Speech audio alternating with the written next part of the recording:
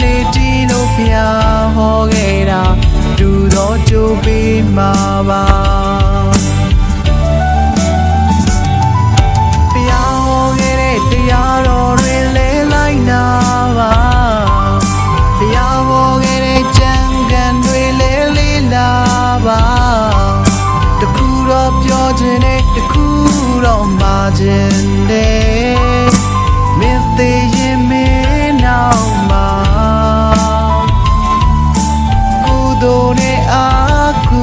သိုလ်ဒီတခုပဲပါမှာ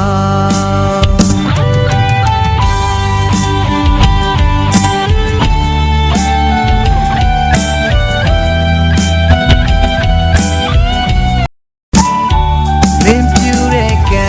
နဲ့ထံပြန်လာမှာပါမင်းကောင်းတာလို့ရင်ကောင်းတဲ့ကြိုးခံစားရမှာမင်းကြောင့်ကိုကြွေးခဲ့ရတဲ့သူတွေမင်းကြောင့်ပူဆွေးရတဲ့သူတွေတတိတန်ပါကံစနေတီလို့ဖျားဟောခဲ့တာဒူသောကြိုးပေးမှာပါ